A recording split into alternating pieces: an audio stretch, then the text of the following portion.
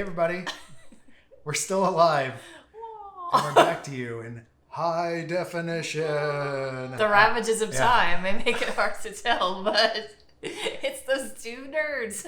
It's still your beautiful babies. Yeah, we've been gone for quite a long time, and it's been for, I feel like, reasonable reasons. Global pandemic, burnout, unemployment. Oh yeah, unemployment. Been a lot of things, but something has kind of wanted me to come back, and that thing is that Erin, unfortunately, was diagnosed with celiac disease, and if you don't know what that is, it's an autoimmune condition triggered by gluten, which is a protein in wheat, barley, and rye. And sometimes why. But those things are often in our favorite beverage, beer. Yeah. And so we had a lot of fun making those videos. We had a lot of fun making beer all the time. Drinking beer. I thought that with my brewing abilities that I could, learn how to brew gluten-free beers and make something really nice for you, just because you deserve it. And also because it really sucks to have one of your favorite things just taken away after, honestly, you haven't even really been drinking beer for that long, and you had gotten really into it over the last 5 years, or more. Yeah. Because COVID was 5 years That's ago. I It's keep been forgetting. 15 years ago. 1998 was yesterday. But anyway, I just really wanted to get into this, and so I did a lot of research. I read a lot of blog posts, specifically from Gluten Free Homebrewing. Thank you very much.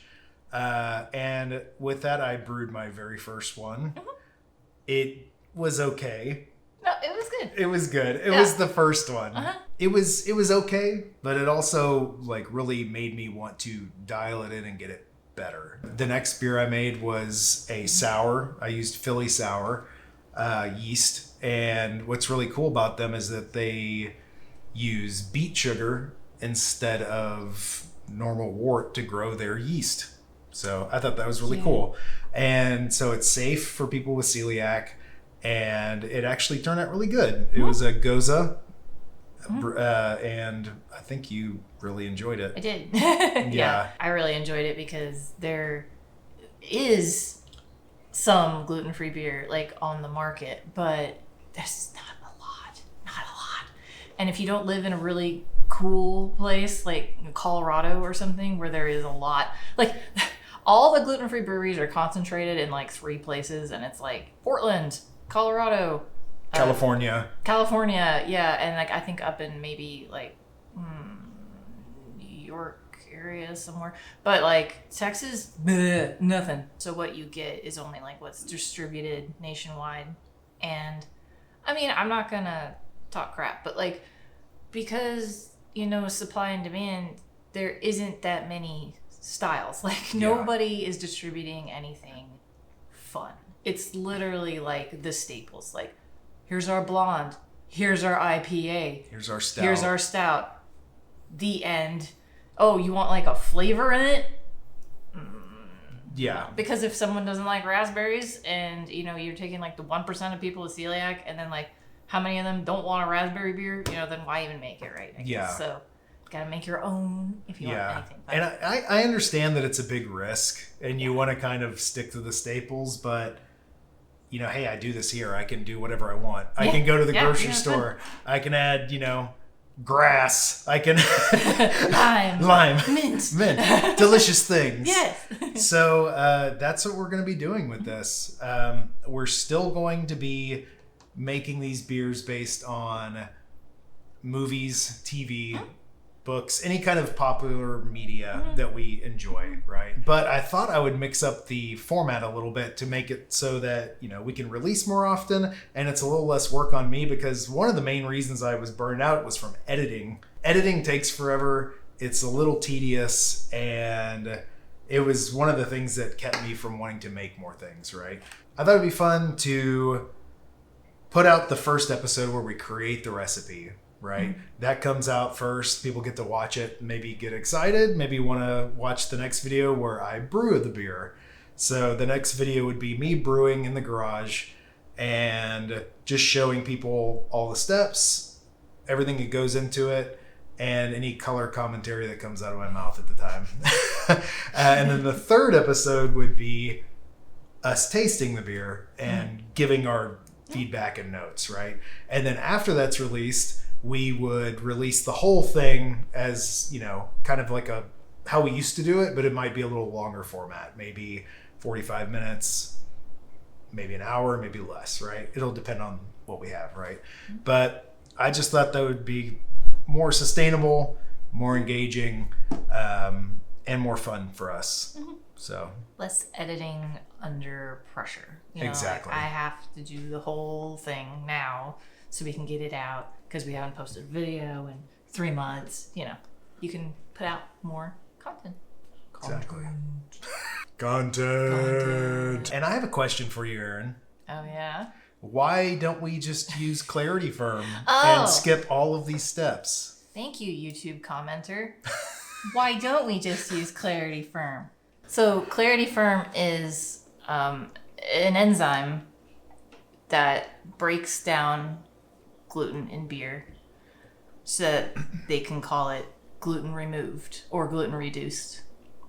And it's very weird. There's a lot of arguments about that because, I don't know, everybody just says, why can't you just do that? And there's breweries that just do that. Like Omission, I think, is one. And very popular. Yeah, they were the subject of there's a site called Gluten Free Watchdog, and they test products that claim to be gluten-free. Like, they do a deep dive into, is it really gluten-free? They test stuff on their own. Sometimes they find that things that claim that they're gluten-free test having gluten in them, which is not cool.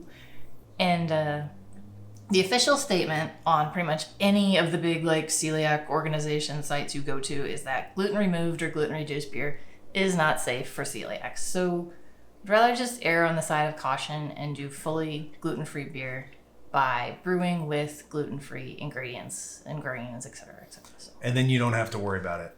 And they say it's because there is no testing that can accurately detect gluten in hydrolyzed fermented products like beer.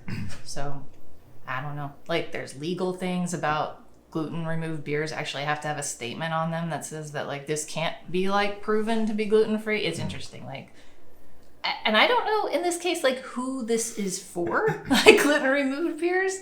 But my best guess is it's for people with maybe non-celiac gluten allergy sensitivities or intolerances, where gluten doesn't agree with you, but it's not causing a consistent autoimmune response that messes up your insides with semi-permanent damage. So yeah, maybe just avoid that. Your tumness. It's my small intestine. Thank you. And they're so small. Why would you hurt them? They need protection.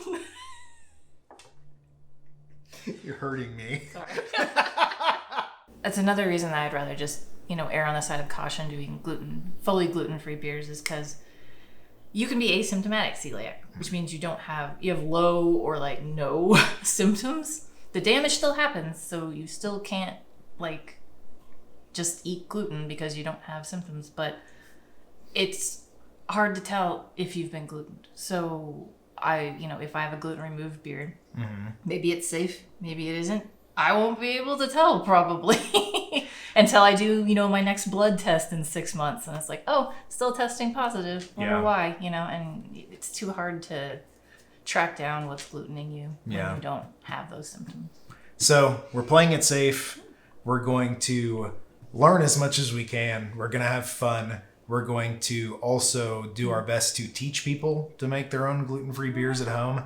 I have ideas for, short format videos on make a gluten-free beer on your stovetop with the least amount of equipment possible, things like that. But also just like how to write a recipe for this, how to know what to substitute what barley ingredients for what gluten-free ingredients, right? And I will also be releasing the barley recipe as well as the gluten-free recipe for people who are just, watching this for fun and curious, and they don't have gluten allergy, they're not celiac. They can just brew their own barley beers as well. So I don't want to exclude anybody. This is for everyone, and we're just trying to have fun and make the best of a bad situation and just share our knowledge and sympathy for everybody who's affected by this. I am excited about it because it's true. One of my favorite things before this was going to breweries and trying new beers, and that was just my favorite thing to do. And and making this channel was fun, and I had a lot of good memories tied to beer. But Don't we all? And some that we don't have anymore. Lots that you don't remember. I thought, it's weird to be so emotionally attached to it, but it was like a hobby, and you suddenly have a whole hobby you can't be into anymore. But this is a way to keep that hobby going, which is fun. And I do think it's kind of ironic that for years I was like, beer, gross. I only like cider, and all I drank was ciders. And the cider market was so much bigger back then. You could find Belgian white style cider and all kinds of fun stuff. And now it's literally now that that's all I can kind of have again, it's like, hey, you want just some orange cider? I'm like, what? The stupid seltzers, driving that cider market down. I like seltzers too, I guess. I mean, beggars can't be choosers, right? Yeah. This is a cider, okay? Don't come for me. Yeah. She's a liar. Look at her. She's drinking She's a beer. got gluten running through her bloodstream.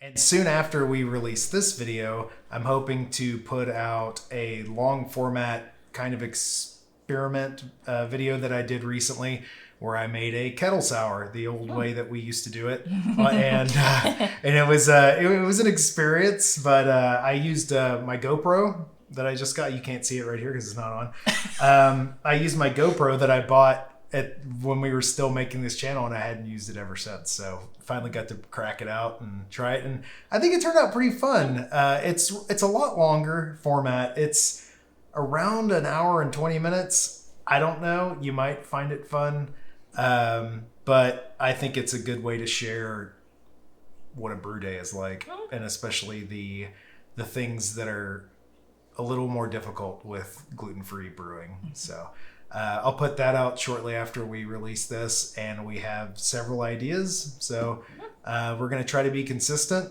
and I know we've said that before, but we miss doing this, and I'm excited to learn a lot more about gluten-free brewing, and I am committed to making beer that people would never even wonder if it's gluten-free or not. It's not even an issue, because they can, and they do taste almost exactly the same or identical. I want to be gluten-free ambassador. I think a lot of people just turn down stuff because they're like, oh, it's gluten-free. I mean, I don't need that. Why would I drink it? I'm like, well, because it's fine. If it's there, just drink it. It's tasty. Yeah. And beer it's here. Beer. Yeah. It's just some without gluten.